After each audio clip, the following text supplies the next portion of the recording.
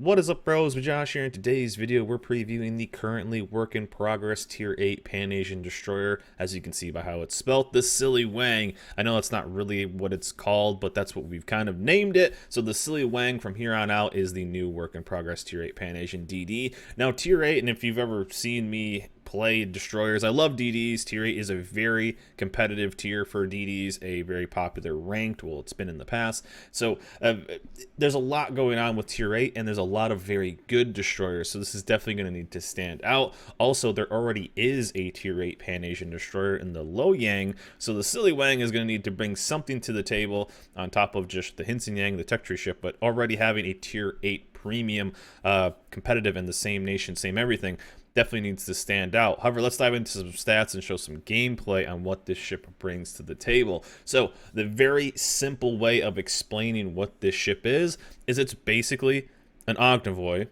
without a heal, and instead of having that really good 5.5 kilometer hydro. So this is bringing a very aggressive, if you've ever played the Yang or played against the Yang, you know it has a very aggressive hydro acoustic with a very long range, almost like a long duration radar with 5.5 kilometers. This is kind of what gave the Yang its identity once it got buffed, of being this monster of an anti-destroyer. The Yang being a 5.8 kilometer detection with a 5.5 kilometer radar. You can almost stealth Hydro. Obviously, you have a 0.3 of a kilometer there, but the Siliwangi is bringing the same Hydro to the table. However, it's lacking elsewhere. Also, it doesn't quite have the normal torps. It has deep water torps, which are kind of the identity of the Pan Asian DD line, so that is good and bad. However, though, bringing an offensive Hydro with kind of the same setup as the Ognivoy, which is the 2x2 of 130 millimeters. So this has, and I'll show you the captain we're running right now. This is the captain you will see also within the gameplay as our priority target, last stand, survivability expert, which gets us up to 20,000, very competitive at this tier, concealment expert, as well as the module, which gets us down to 5.9, which seems a little weird to say. That's middle of the pack these days. I do use radiolocation. I think this is a very good skill, and we do use BFT as well as adrenaline rush. So BFT is getting us down to 4.5 seconds on the reload. Now, comparing this to our Yang, and just quickly going to show you the Yang captain we're running right here. Our Yang captain does not run, well, this captain I have set up here for some reason, does not have BFT. This is at 4x1, so the same amount of shells going out. Yes, they are a smaller caliber, but 3.3 seconds. We would get down to 2.9 and some change, around 3 seconds on that reload. So just 1 versus 1, not only is the Yang going to get the first salvo off, it's also going to be able to pump out more DPM, which is what you really want when you're trying to get that aggressive push on a destroyer with that Hydro. However, though, 4.5 seconds on that. The shells are all right. It's, if you've ever played the Ognivoy, I'm not a big fan of the 2x2. I think the Friesland's the only one that does it really well, and that is also a ship that has a extremely fast reload. The torps, though, two sets of 5 at 10 kilometers, 61 knots, and these are deep waters. So these are the normal Pan Asian deep waters. Pretty stealthy at 0.8 kilometers on the detection, but when you have a ship that's kind of primed to hunt down destroyers with that hydroacoustic, and you can't even torp them, nowadays it's really tough. And I was playing this on stream live, I really hate the feeling of playing a destroyer that's meant to hunt destroyers that I can't torp DDs with. You kind of feel helpless in that situation, or at least at a disadvantage. The AA is nothing really exciting. This is not going to be a USS Kid or anything like that, so don't look. I mean, you're going to shoot down a couple planes, but nothing too crazy. If a CV wants to kill you, it will. 36.5 knots on the speed. Just even comparing that to the Yang. The Yang is going to be even faster. So the other ship that is also a premium for the same nation going to be able to hunt you down and then basically beat you up. And the detection is 5.9. This is something that's going to actually be a problem, and I think they might need to buff other ships like the Kid and the Benson, and especially when you dive into other stuff like the Cossack and the Lightning. This is a pretty nasty tier. The Cossack getting down to 5.5, Lightning 5.5. These ships are going to beat you up. Now the Ognivoy, which is the easiest ship to compare it to, so it's basically just a Pan-Asian version, is going to have 18,900 life, so a little lower. Same types of guns. This doesn't have a BFT on the captain, so that's why it's this. Now, the Ognivoid does have a little bit higher of a detection, but it also does have that heal to make up for it. So you do have a more effective health, or a bigger effective health pool on this ship. So there's some things going for this Siliwangi. However, there's some pretty big downsides, and let's dive into some gameplay, and I'll give you my final thoughts on this ship as we see it currently. So here we are in game with the Siliwangi, and let's just be brutally honest, I didn't really enjoy this ship. Let's just get the elephant out of the room. And there's some main things. Now, tier 8, very, very, very competitive. And if you know me, it almost bums me out because I'm a big destroyer fan. Whenever there is a new work in progress destroyer, that's one of my favorite ship to check out. I love playing DDs. It's my favorite class in the game by far. So when I play a work in progress DD like this and I get so underwhelmed, it really kind of bums me out. This one, however, though, when you look at it, it's basically just an Ognivoid, which is already, I know I'll probably get hate from the Ognivoid fans, but the Ognivoid already is one of the weaker tier 8 destroyers, and this one is basically an Ognivoid that has some kind of quirks, but it's definitely missing something. I think the Pan-Asian DD Torp line with the deep water Torps hasn't really aged well. They kind of had their fun for a while, but you don't really see too many Pan-Asian DDs anymore, because you have other things like Royal Navy destroyers or even the French DDs. These destroyers that just are kind of better overall. And having this kind of weird thing, the part that sets the Lo Yang apart is that it is basically a Benson, a Sea Hull Benson without quite the AA, but it has this Hydro. So it has this really high DPM, or a fairly high DPM, but you also have this Hydro that's very effective. You will see us kind of use that Hydro right off the start to get an early kill. So it still has that, but you're still kind of, you're not that power, that you know, that really good destroyer that's going to do it all by itself. It's kind of an awkward ship, really. It's kind of like it wants to be something, but it's trying to be something else. It's almost like this seems to be kind of like it wants to be the Torpo of this, which I think is cool. You have, you know, the Hinsen Yang, which is kind of its own little ship, and then you have the Lo Yang, which is this perfect kind of destroyer hunter, fairly fast reload on its torps, and it has, you know, this Hydra that's really good. It has some pretty high DPM. Its turrets turn really quick, and you have this, you know, Pan-Asian premium. This one, however, is maybe trying to be the torpedo version of the premium line, but still bringing the quirk that is that long range sonar. It's a very awkward ship in general, and overall I feel like it is something that is kind of trying to do too many things without doing anything really that good at all. Also, 5.9, sadly that's getting into the I don't want to quite say higher end, but you are definitely going to be out detected by a lot of things, and then a lot of things that straight up just outgun you. So I think that's one of the downsides of this ship in general, is that you're going to get out detected by a lot of things. So here you're going to see the guns. Now they are 130s. They're going to hit relatively hard, but you don't have a crazy high reload. You don't have, you know, turrets. You don't have a lot of shells going out. You don't have turrets that turn very quickly, and here you see, you're going to see the Hydro do its job. So yes, you can be very effective in that way of, yes, still pushing smoke, yes, still getting damage in on DDs, and still being very effective. This can definitely be game changing. But as we see right now, the Siliwangi instantly is the is a distant second best premium Pan-Asian DD. That's kind of was the joke. Out of two, it's a distant second for premium tier 8 Pan-Asian destroyers, which I found kind of goofy.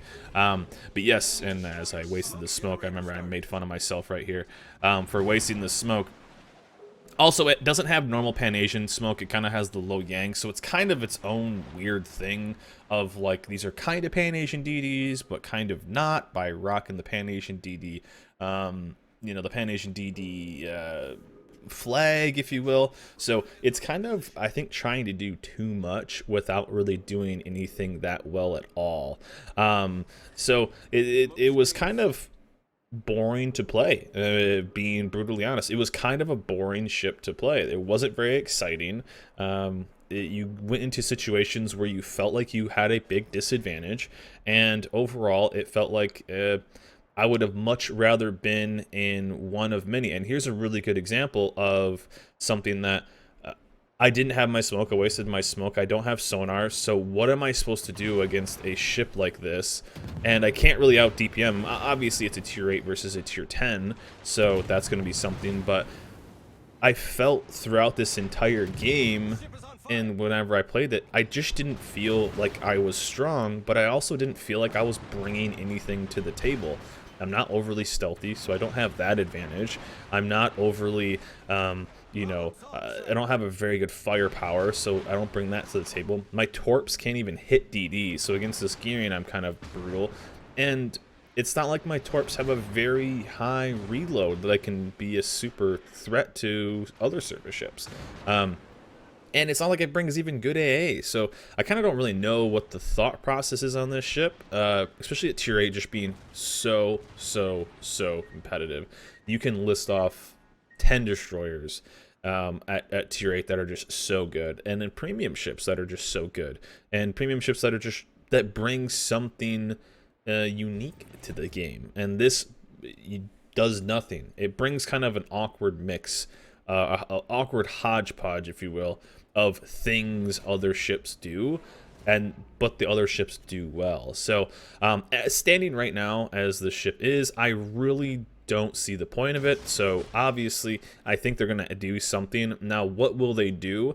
I like the idea of having a gunboat, a premium ship, and then a more torp focused premium ship. There is definitely a player base that loves more torp boat focused ships. That's obvious. IGN is still, in my opinion, one of the weakest, but it's still one of the most popular lines in the game. Also, I think they could do something to make this like a deep water, almost a Sashio-esque ship. Now, a Sashio has the very fast, very long range deep water torps. This one could easily be something else, of a stealthier, kind of almost like a Kagero, but with deep water torps. I could see it being something like that. So what I think they should end up doing is dropping the detection down a little bit. It has to at least outspot something. Maybe dropping down to 5.7, nothing too crazy, because with radiolocation, you would at least get the first salvo on stuff and outspot some things. Going against, let's say, like a gearing, or a gearing's not fair, but going against the Lo Yang, the other tier 8 premium, yes, you have more life, but the Lo Yang's just going to out DPM you, and you stand no chance against this thing. Obviously, the Lo Yang's going to have torps as well that can torp you and you can't torp it. So I would like to see them maybe drop down the detection just a tad, at least lower than some of the other gunboats at this line. And then on top of that, maybe give it the torp reload booster, because I feel like they need to bring something to the table that, and this ship doesn't really do anything that well. It was one that you kind of sit around and wait for somebody to make a mistake. Also, 10-kilometer torps, not the most exciting thing in the world, because there's a lot of radar these days. Obviously, there's a lot of CVs these days, so deep water torps, kind of pretty underwhelming. But that would be my guess, as I hope at least that they maybe drop down the reload, or drop down the detection a tad, and then maybe give it a reload booster on its torps to give it, this is the torp version, or the torp premium that you can pick if you are interested in that. Overall, the ship though, I found honestly pretty boring, and I kind of find that with the majority of just torp ships in general. I'm not a big torp ship fan. I like kind of the hybrid, but like this is instantly going into the same tier as like the Cossack, and there are some other monsters at this tier that will just shred this thing apart, and this thing stands no chance. So at least give it an identity of a more torp like focused play, I guess, with the Pan Asian. Now they are 61 knot torps, 10 kilometers, and so they are definitely doable. They're usable. It's not like I'm saying that they're that bad. And on deep water torps, normally, if you are sending them in the right direction, they are there. But this, you're missing something. Definitely missing something. This one though is a ship that I just kind of didn't really. It took me a while to get a game that was good enough. I thought about showing off some other stuff, or showing off some other games that were maybe like showed off like the weaknesses and the strengths. This one ended up being our highest damage game of the entire day of playing it. And honestly, it was something that if I was in anything else at this tier, it would have been much better, much easier, because you have this weird kind of role that it's trying to be, and what I mean by that is the anti-destroyer role. Now, I love that role. I love anything that brings kind of like that big sonar to the game, that brings that that long range. Like, I love the Lo Yang. We played many seasons in the Lo Yang, and it's really, really fun if you enjoy that play style. But this one is kind of lacking when it comes to that, and this guy almost dunks me in the smoke. I remember it was really, really close. We were one shell away from getting wrecked. But it's trying to kind of be what the Lo Yang does well without having the same armament to be able to do so. So it was definitely a ship, or it definitely, if it were to stay like it is right now, it would be a ship that would be very reliant on a low DD or going against some bad destroyers, compared to what you have, because up tiering destroyers tend to do fairly well. This one, though, does not do very well, because it just, you kind of need things to go in your favor to be that competitive, compared to, let's say, like the Lo Yang, or even the Ogdenvoid. The Ogdenvoid brings a bit higher of a health pool, so it has the heals to give you. Yeah, you don't quite have the 20,000. Now 20,000 is fairly high. That is with survivability expert, obviously. Ogdenvoid has not quite the total right there, because it has like 18,000, I think 18,900, but it has the heals, so this doesn't have that. However, though, the Torps still hit really hard, and if you get a Musashi that YOLOs into you, you can do fairly well, and stack up some damage. But still, this one is trying to do too much with at the same time doing too little, and I think that is something that is going to struggle with this ship. I think Deepwater Torps definitely had their kind of fun for a while, but I think the Pan Asian DD line is one that a lot of people aren't really playing that much anymore, and also is one that there's already a good premium in the Lo Yang, so to put out a premium ship that isn't very good, just isn't a good ship at all, compared to it, is definitely a tough sell. Also, we're going to see our Salem round this corner and have a tough time against this. So never a good thing